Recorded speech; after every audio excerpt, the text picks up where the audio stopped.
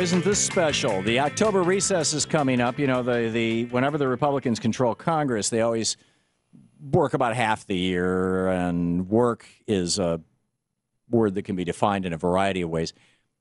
And nowadays, about half the year, they're maybe even a little less than half the year, they're naming post offices after Ronald Reagan. I thought it was amazing that Bob Ney came on our program in the last hour and talked about how with over 90% of the Senate, over 90 votes in the Senate, they passed a bill that would take away the tax benefits that companies get from steel companies to computer companies that they get when they move factories offshore, and would give those companies a 20% tax credit if they brought their factories back to the United States. This passed the Senate today. And I said to Bob, who was a member of the House of Representatives, who knows John Boehner personally, knows all these guys. Bob was a Republican member of the House of Representatives. He was the guy that when the Ayatollah wanted to, when Iran wanted to work out a deal with the United States and have peace with America, because Bob speaks Farsi, which is the language they speak in Iran. He's the only member of Congress who speaks Farsi. They wrote a letter and delivered it to Bob through their ambassador in the Swiss embassy, asking Bob to take it to George W. Bush. Bob took it to the Bush people, and within a few months, Bob was in jail. It's an amazing story. It's in his book, Sideswiped. But anyhow, I was just amazed to hear him say, you know, I said, okay, this bill passes overwhelmingly in the Senate. Democrats and Republicans, even Mitch McConnell voted for it. Will John Boehner bring it up for a vote? And he said, no, not going to see the light of day. Why?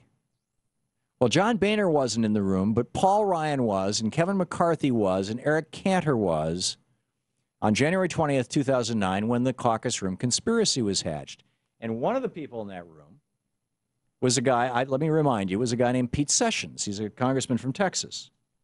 And after this 4-hour-long meeting, the night that Obama and his wife were out dancing with Ellen Ratner and me, and their other 300 best friends, over at Union Station. This was January 20th, 2009, the night that Obama was inaugurated. This 4-hour meeting, one of the other guys in that room was Pete Sessions, Congressman Pete Sessions. And Pete Sessions in 2009, in an interview with National Journal, which I discovered last week, National Journal has now removed from the internet. But it lives on in a great blog post by Keep 'em Honest over the Daily Codes from June 8th, 2012, titled Eric Cantor, Paul Ryan, and Kevin McCarthy Plot to Sabotage U.S. Economy with Frank Luntz. Here's what Congressman Sessions had to say to National Journal in March, a couple months later, about, you know, basically the plan that they had hatched. Congressman Sessions says, Taliban insurgency. We understand perhaps a little bit more because of the Taliban. Insurgency is the way they went about systematically understanding how to disrupt and change a person's entire process. And these Taliban are an example of how you go about to change a person from their messaging to their operations to their frontline message. And we need to understand that insurgency may be required when dealing with the other side.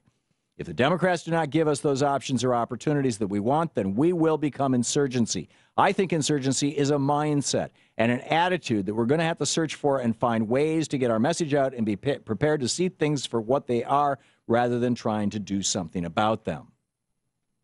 Rather than doing something about them? Yeah, shut down everything. Crash the government so that everybody will blame it on Obama. This has been the Republican strategy since the night the president was inaugurated.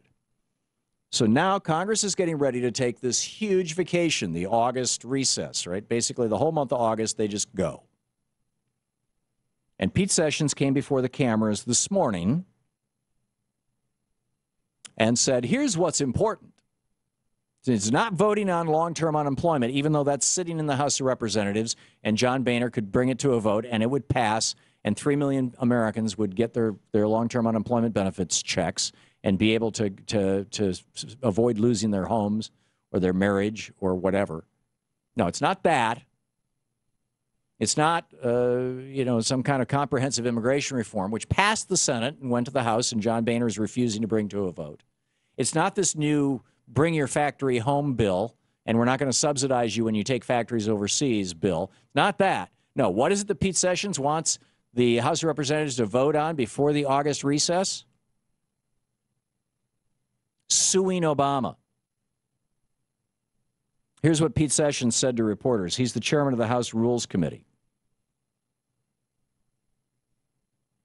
He said, quote, speaking of President Obama's executive actions and executive orders, he said, quote, it was not the way our system of government was designed to work.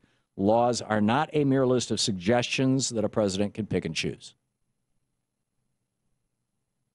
Actually, Congressman Sessions, they are.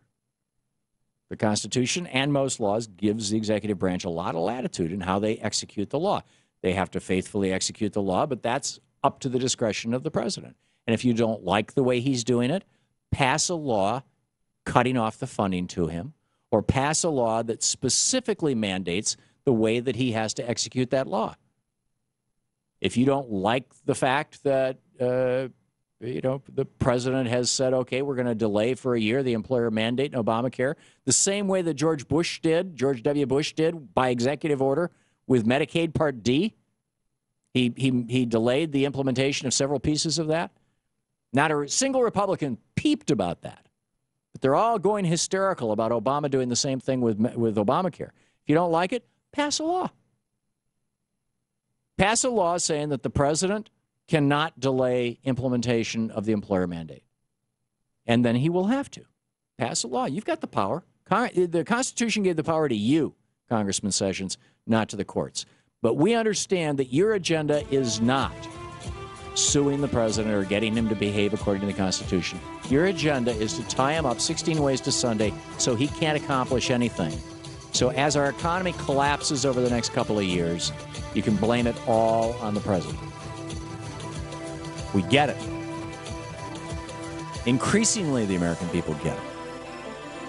Whether it's going to be successful for you or not, time will tell. But we're getting it. You're listening to the Thom Hartmann Program. Call 866-987-THOM. I'm astounded that one of the leaders of the caucus room conspiracy, Pete Sessions, had the temerity to come out in front of the cameras and say, we're going to take down this president.